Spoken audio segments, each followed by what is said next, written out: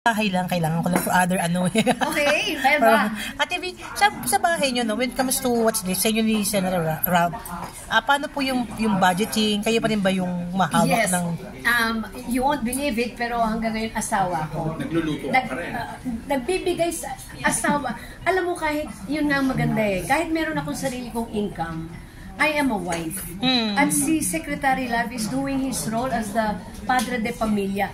Ang pag-maintain ng bahay, maintenance ng bahay, ako humahawak at meron akong allowance from Ralph monthly.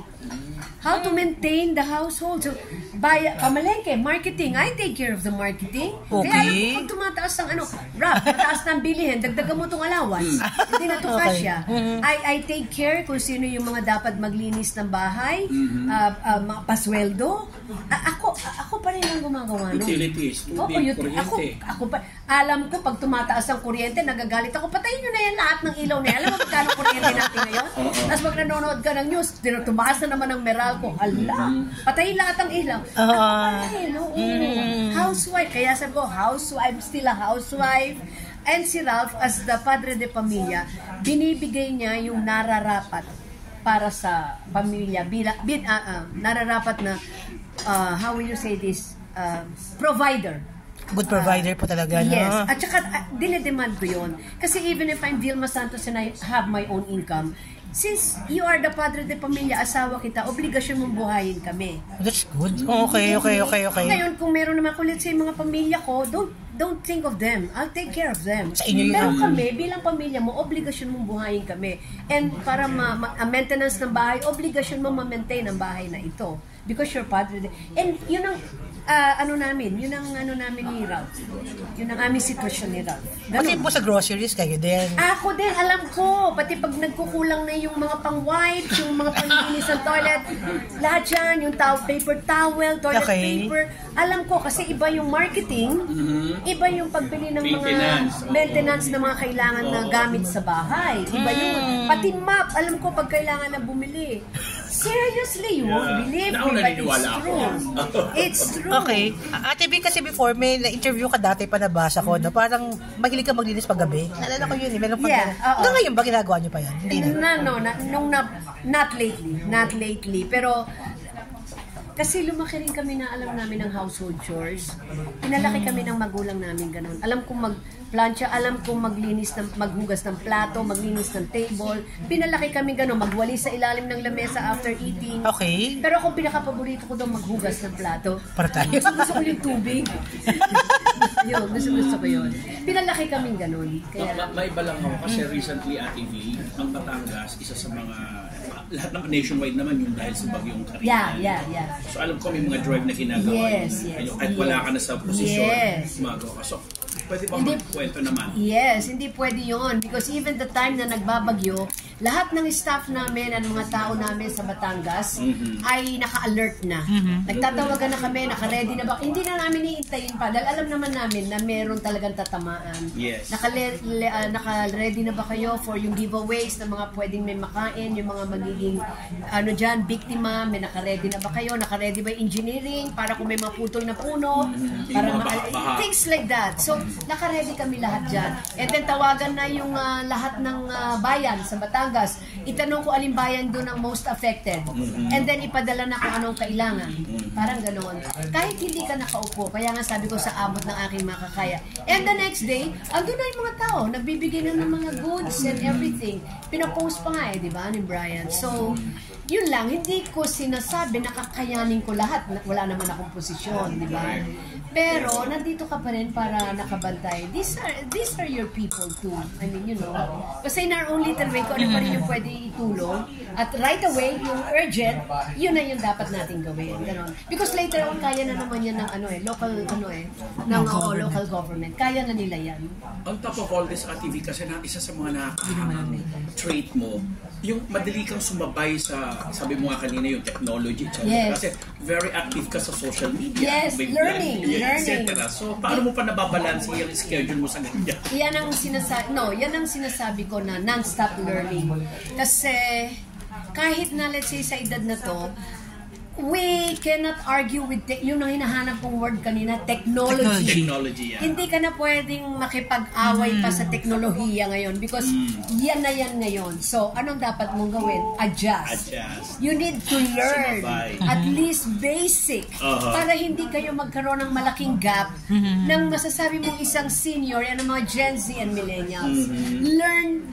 Learn kung nasaan sila ngayon. You have to learn and adjust to them. And then ito naman, matututo from you. Yes. Alam mo ibig ko sabihin, bilang experience ng tao. Ganun lang yun. So, para sa edad ko or considered senior citizen, never stop learning. Kung kailangan mag-aral ng pagiging techie, mag-aral ka because yan ang uso ngayon. Para tuloy yung communication mo even with the younger ones. Yun nga, kaya hindi with the generation now. Kaya hindi nakakagulat na ang dami-dami mong mga young generation supporters, subscribers, or fans, or filmmates na ang tawag. Yes, uma-adjust din kasi ako sa kanila. Kung nakakapagbigay ako ng inspirasyon or may natututunan sila sa akin, miski naman ako, uma-adjust sa kanila para hindi kami magkaroon ng gap at magtuloy yung koordinasyon namin. And masarap din sa edad mo because natututo pa rin ako hanggang ngayon sa kanila. Oo, totoo. At nakakaloka doon, itong mga young people na ito, pag nadi-discover o nare-discover nila sa Vilma Santos, especially your body of work, sobra silang amazed. Si Vilma Santos pala yan. Ay, ito, nasa abroad ako. Nagsha-shopping ako, meron sumigaw, batang lalaki. Vilma Santos! Can I have a picture? Wow! Sa isip-isip, ang bata nito. Paano ko nakilala nito? Nakasalamin pa ako, Paano ko nakilala nito? I will show it to my mom. So, alam mo yung panyong nanay. Siguro pag nanonood yung nanay ng movie, nakikinood siya. Kaya kilala niya ako, di ba? Siguro mga mga 20, 19 years old. Vilma Santos, can I have a picture? Anong feeling? Anong reaction pag... Ang sarap naman. Miski ako sabi ko sa mga kapatid ko, kilala pa ako? Kilala ako? Diba? Mga bata, diba?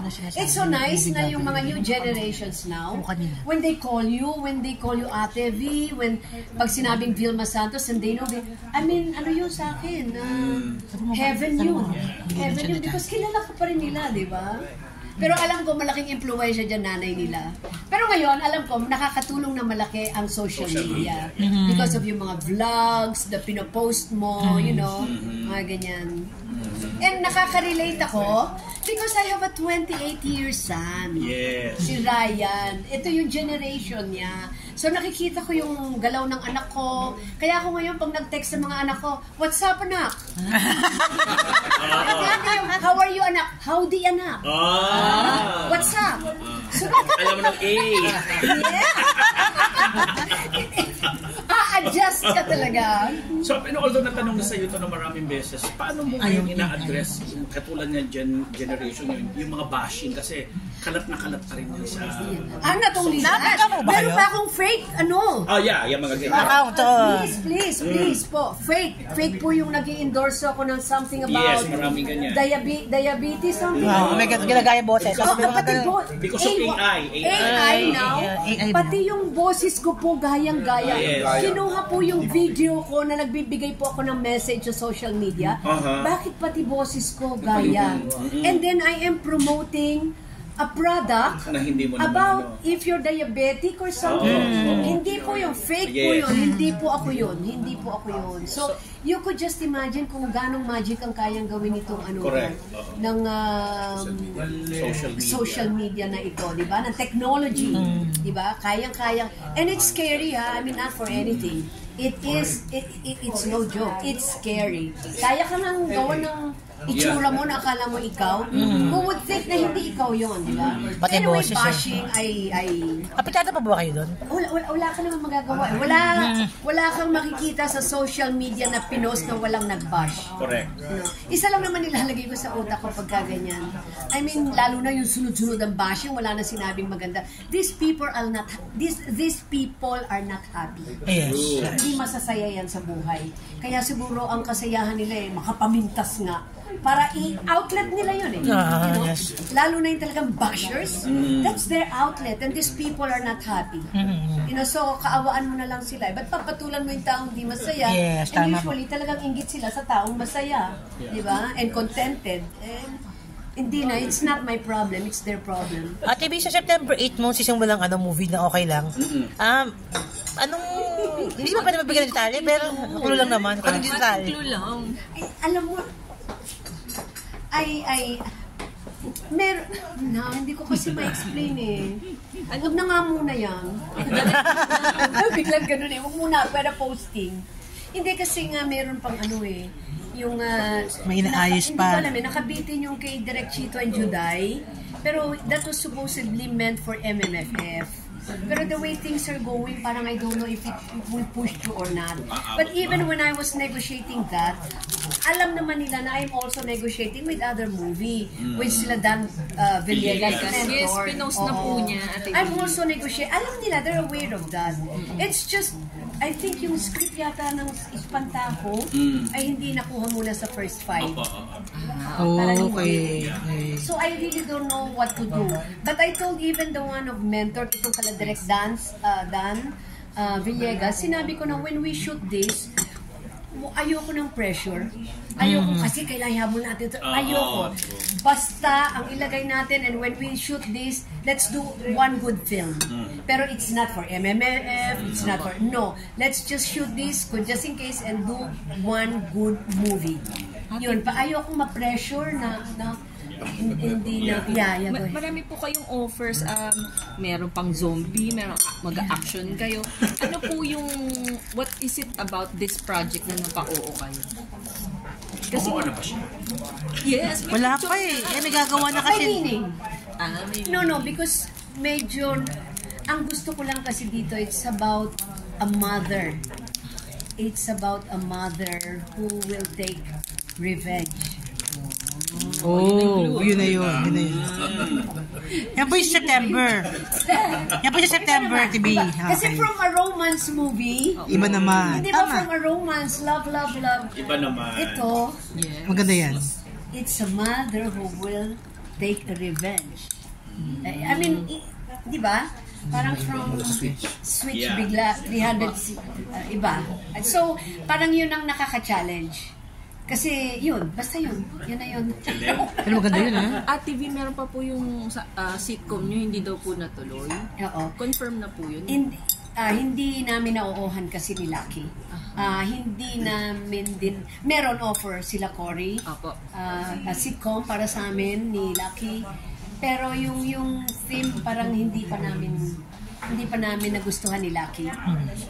So let's just wait lang muna. If ever po, open po kayo dun sa parang reality show, parang hanging out with the Santoses. Parang ganun po, reality show po, yung parang nakikita yung buhay ninyo. Parang Kardashians? Yes, opo, Kardashians. Masyado namang bold yun. Lahat na lang doon pinakita.